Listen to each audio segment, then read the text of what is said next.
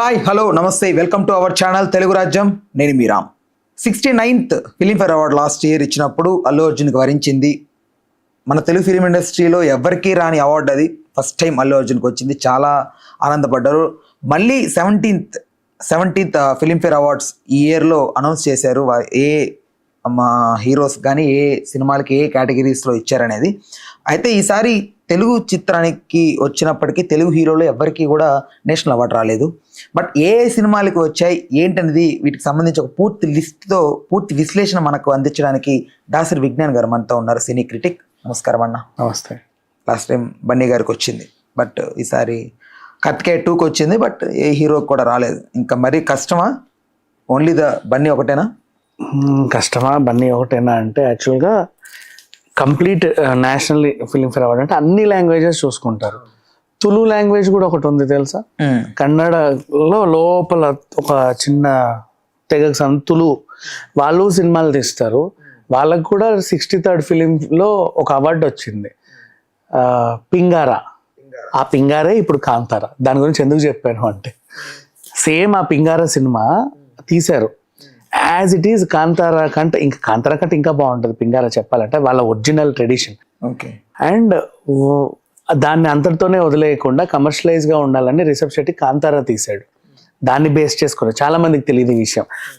And ఆ తులు లాంగ్వేజ్లో దానికి ఎందుకు అవార్డు వచ్చిందంటే నిజంగా వాళ్ళ సమస్యల కోసం పోరాడారు, కానీ వాళ్ళకి న్యాయం చేసింది కాంతారా.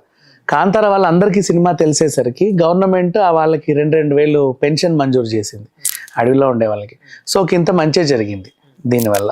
సో అండ్ నెక్స్ట్ ఇప్పుడు ఈ కాంతారా అనేది పింగారాకి కాపీ, పైగా నవరస అనే సాంగ్ని కాపీ చేసి మనకి వరాహ రూపం తీసుకొచ్చారు. అండ్ బేసిక్గా ఎందుకు ఇన్ని కాపీల గురించి చెప్తున్నాను అంటే, ఒక రీమేక్ సినిమాకి కానీ ఒక కాపీ సినిమాకి కానీ అవార్డులు ఇవ్వకూడదు. యాక్చువల్లీ అవార్డు కమిటీ ఈసారి కూర్చున్న అవార్డు కమిటీ ఎవరో నాకు తెలియదు, కానీ ఇవ్వకూడదు బేసిక్గా. అందులో ఎంత నీతి ఉన్నా. నెక్స్ట్ కాంతారాలో వీళ్ళు చూసిన కోణం ఏంటంటే, వీళ్ళు అడవులను సంరక్షిస్తున్నారు కదా, అందుకని చెప్పి కాంతారాకు అవార్డు ఇచ్చారు అని. లాస్ట్ టైము అల్లు అర్జున్కి అవార్డు ఇస్తే అడవులను నాశనం చేసే ఒక స్మగ్లర్కి ఎలా ఇస్తారండి అవార్డు అని చాలా మంది నిరసనలు చేశారు. జై భీమ్కి ఇవ్వాలి అని. జై భీమ్ కనే కనుక దేనికైనా ఇవ్వచ్చు. ఆ టైంలో వాళ్ళకి అది నచ్చింది. ఒక్కొక్కరు ఒక్కో టేస్ట్. దానికి ఎందుకు ఇచ్చారు, దీనికి ఎందుకు ఇవ్వకూడదు, ఇలాంటి క్వశ్చన్స్ వచ్చాయి. సో లాస్ట్ టైము వీళ్ళు ఇప్పుడున్న కమిటీ ఏం చేసిందంటే, లాస్ట్ టైం వచ్చినటువంటి ఫిర్యాదులను మైండ్లో పెట్టుకొని దాన్ని సవరించేలాగా ఇది ఇచ్చారు. దానికి కూడా రీసెంట్ జరిగిన ఒక ఇష్యూ కూడా కారణం. మొన్న పవన్ కళ్యాణ్ అనే ఆయన ఫారెస్ట్ మినిస్టర్గా ఉంటూ ఇలా ఒకప్పుడు అడవులను సంరక్షించే వాళ్ళండి హీరోలు, ఇప్పుడు నాశనం చేస్తున్నారు, స్మగ్లింగ్ చేస్తున్నారు అని చెప్పి కేంద్రానికి లెటర్ కూడా రాశాడు. లెటర్ రాసి అలాంటి సినిమాలకు మీరు అవార్డు ఇచ్చారండి, అలాంటి నటులకు అవార్డు ఇచ్చారండి అని ఫిర్యాదులు చేశారు. సో ఆ ఫిర్యాదు ఎప్పుడో జరిగింది. వాళ్ళు ఏం చేస్తారు, ఈసారి అలా జరగకుండా జాగ్రత్తలు తీసుకోండి అంటే అడవులను కాపాడే సినిమాలు ఏమున్నాయి అని చూస్తే రానా నటించిన అరణ్య ఉంది. అది కూడా అడవిని బిడ్డలా కాపాడుకుంటారు వాళ్ళు. తర్వాత రిషబ్ శెట్టి కాంతారా ఉంది. ఇప్పుడు ఈ రెండిట్లో కాంతారానే ఎందుకు పిక్ చేశారు అంటే, కాంతారా ఆల్రెడీ మన ఐక్యరాజ్య సమితిలో ప్లే అయింది. మోడీ గారు అండ్ నిర్మలా సీతారామన్ గారు కూడా ఆ సినిమా చూసి బాగుంది అని అప్పట్లో చెప్పారు. కాబట్టి కాంతారాకి ఇచ్చారు అంతే. వాళ్ళు చెప్పారు కాబట్టి, దానికంటే దీనికి వెయిటేజ్ ఉంది కాబట్టి. ఒరిజినల్ గా చెప్పాలి అంటే దీనికంటే యాక్చువల్గా అరణ్య is out and out eligible for award. వీళ్ళు ఈ కేటగిరీ వీళ్ళు ఆలోచించిన కేటగిరీలో వీళ్ళ ఆలోచన ఇలా ఉంది కాబట్టి, ఇన్ కేస్ ఇలా వీళ్ళు ఆలోచించకుండా ఇంకేదన్నా సినిమాకి ఇవ్వాలని ఇంకా బోల్డ్ ఉన్నాయి సినిమాలు దీనికి మించి కూడా. అండ్ కాంతారాలో ఉన్న ఇంకో మైనస్ ఏంటంటే, ప్లస్నే మనం చూస్తాం, మైనస్ కూడా ఉంది చిన్నగా. ఇది మూఢో నమ్మకాలని ప్రొజెక్ట్ చేస్తుంది సొసైటీకి అనే ఒక చిన్న వాదన ఉంది. అండ్ అలాగే వాళ్ళ ఎప్పుడో అంటే ఆ వాదన వీళ్ళకే కాదు, అమ్మోరు టైం నుంచి ఉంది. అమ్మోరు సినిమా దగ్గర నుంచి గ్రామ దేవతల ప్రతి సినిమాకి కూడా చూసి పూనకాలు తెచ్చుకొని అబ్బాబా భక్తి వాళ్ళతో ఉప్పొంగిపోయే వాళ్ళు ఎంతమంది ఉంటారో, ఇది మూఢనమ్మకాలని ప్రొజెక్ట్ చేస్తుందండి. మనిషికి పునకలు రావడం ఏంటి, దేవుళ్ళు రావడం ఏంటి, ఇదేంటి అదేంటని హేతువాదులు కూడా ఉంటారు. అర్థమైందా? సో ఒక సినిమా అందరినీ సాటిస్ఫై చేయాలి, హేతువాదుల్ని సాటిస్ఫై చేయాలి, ఇటు వీళ్ళని సాటిస్ఫై చేయాలి, ప్రేక్షకుల్ని సాటిస్ఫై చేయాలి, అంటే లాజిక్ వెతికే వాళ్ళందరినీ సాటిస్ఫై చేస్తేనే దానికి అంటే ఒక అర్హత ఇస్తారు, అంటే ఎలాంటి ఫిర్యాదులు ఉండకూడదు. సో ఇప్పుడు వీళ్ళు సెలెక్ట్ చేసిన కాంతారా ఎందుకు చేశారు అంటే కూడా అదే రీజన్. లాస్ట్ టైం ఇచ్చినటువంటి అవార్డుని చాలా మంది తిరస్కరించారు. అంటే ఏంటి, ఈ హీరో అడవులు నాశనం చేస్తే ఆ హీరోకి ఉత్తమ నటి ఇచ్చారు అని. ఇప్పుడు ఇంకో హీరోకి ఇచ్చారు, రిషబ్ శెట్టికి ఇచ్చారు.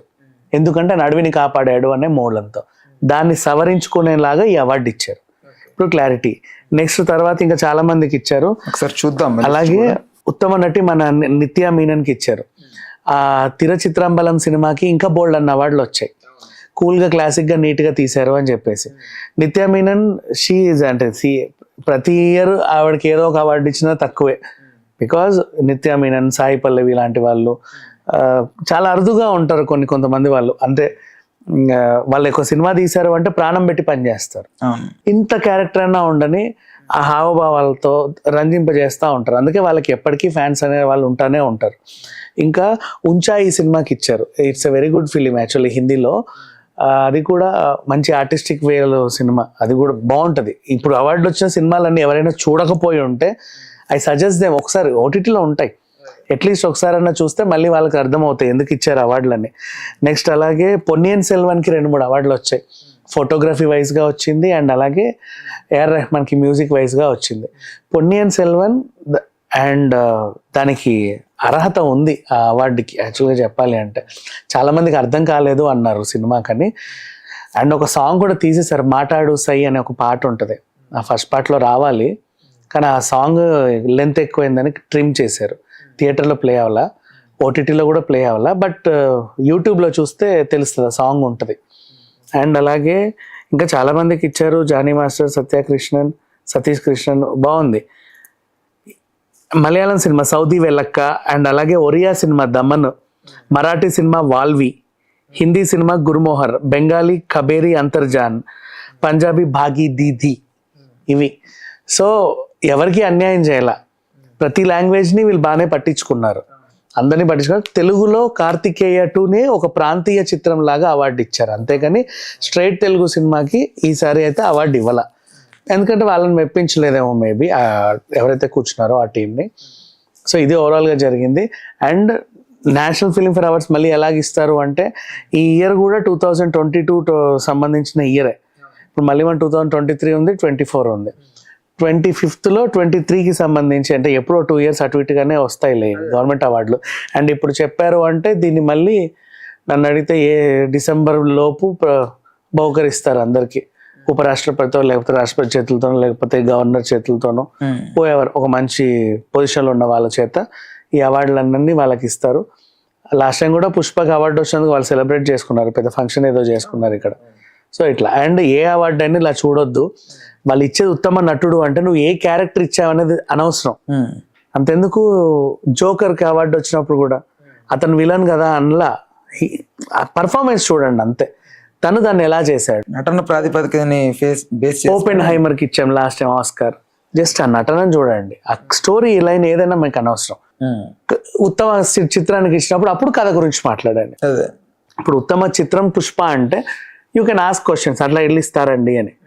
ఉత్తమ నటుడు అంటే జస్ట్ అతనికి ఇచ్చిన క్యారెక్టర్ తను ఎలా చేశాడు అంతవరకే మనం క్వశ్చన్ చేయాలి, మిగతావన్నీ పట్టించుకోకూడదు. Okay thanks for your time అన్న. Thank you so much. Please do subscribe to Telugu Rajyam channel. Please do subscribe to Telugu Rajyam channel. Please do subscribe to Telugu Rajyam channel. Hi అండి, నేను మీ ఆర్పీని, నెల్లూరు పెద్దారెడ్డి చేపల పులుసు ఓనర్ని. మీరు తెలుగు రాజ్యం అనే ఈ యూట్యూబ్ ఛానల్ సబ్స్క్రైబ్ చేసుకుని మంచి మంచి వీడియోలతో వస్తారు. Thank you so much. Hi people, I'm Sonakshi Verma and you please watch Telugu Rajyam and please subscribe to the channel.